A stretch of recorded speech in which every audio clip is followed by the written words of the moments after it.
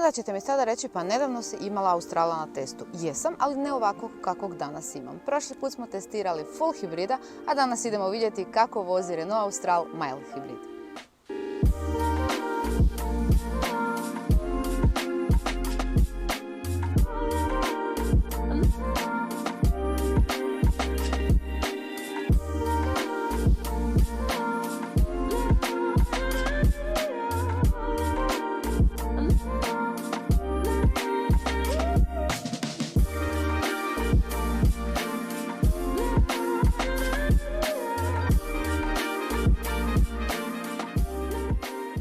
Osnovna razlika između modela kojeg smo prije nekoliko tjedana testirali i ovog modela je zapravo ispod haube. Zadnji put smo imali full hibrida sa 200 konjskih snaga, a ovaj današnji model je takozvani mild hibrid sa 1,3 turbobenzinskim motorom i ukupne snage 160 konja. Riječ je inače o nasljedniku Kadjara koji se doduše nije toliko baš jako proslavio na tržištu, no sudeći prema reakcijama koje ovaj model izaziva trenutno u javnosti, ovaj bi se itekako mogao proslaviti. Boja našeg testnog Australa je uočljiva, a službeno se ona naziva Iron plava. Zapremnina našeg prtljažnika iznosi 500 litara, što znači da ako idete na more možete komotno cijeli ormar ponijeti sa sobom. Zezam se naravno. Ono što je meni još također jako zgodno jest da se prtljažnik može otvoriti ovdje na ključu. To sam nedavno koristila i moram vam priznati da ovako dobro dođe povremeno.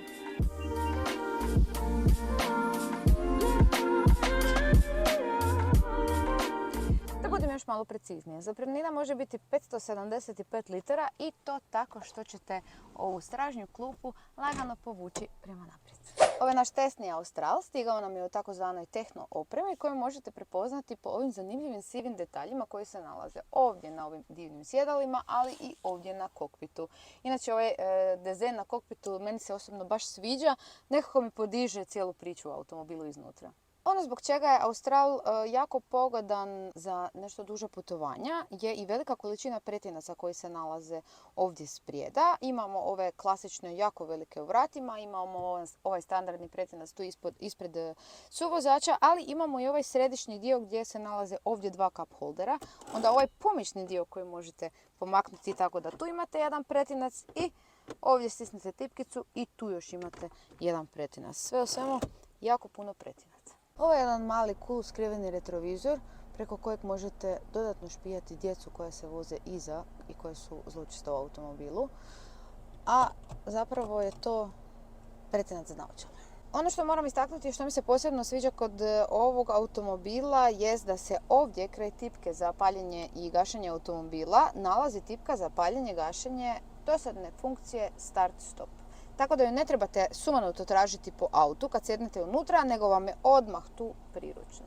Ono čime se Renault posebno hvali u posljednje vrijeme je njihov famozni sustav OpenR. OpenR je zapravo ovaj infotainment, odnosno ova dva ogromna ekrana, vozačev displej i glavni ekran koji su napravili u suradnji s Googleom. Što to znači da su ga napravili u suradnji s Googleom? To znači da i neke Googleove popularne aplikacije imate na ovom ekrančiću.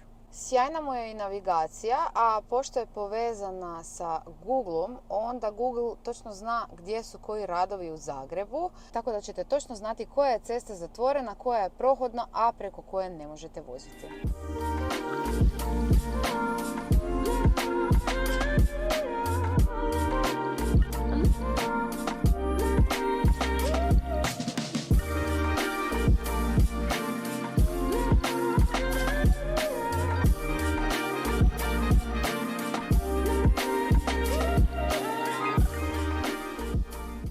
Još jedna sjajna stvar kod ovog automobila je što on može parkirati sam. Vi samo morate odabrati kakav parking pikirate i auto će zapravo sve odraditi sam. Govorit će vam kada stanete, kada stavite u rikverc, kada stavite u brzinu, tako da samo morate biti pažljivi i gledati u ekran što vam on govori i to je to.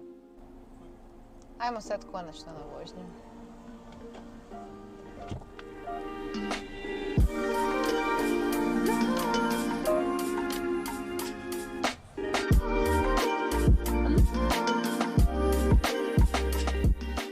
Što se tiče potrošnje, po VLTP-u, odnosno kako ja to volim reći, po papirima, ona iznosi 6,2 litara.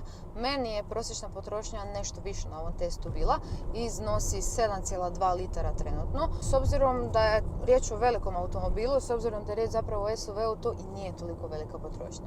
Vožnja u Australu tipično je SUV-ovska, s obzirom da je i sam automobil povišen i perspektiva vozača je nešto više, što je dobro jer vam je automatski preglednost puno bolja. Znači ja kad se vozim u ovom autu imam osjećaj da se vozim u puno većem automobilu, nemam pojma zašto. Mislim da je to zbog ovog središnjeg dijela koji je pregrađen, tako da je vozač od suvozača odvojen i zbog toga nekako imam osjećaj, kažem, da sam u puno većem autu nego što zapravo jesam. Tipično SUV-ovski, odnosno crossoverski, ovaj automobil nije nešto pretjerano zabavan, kako to volimo reći.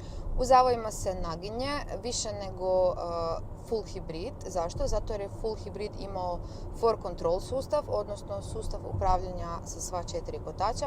Ovaj to nema. Recimo ja to u zavojima baš primijetim tu razliku između njega i između hibridne verzije.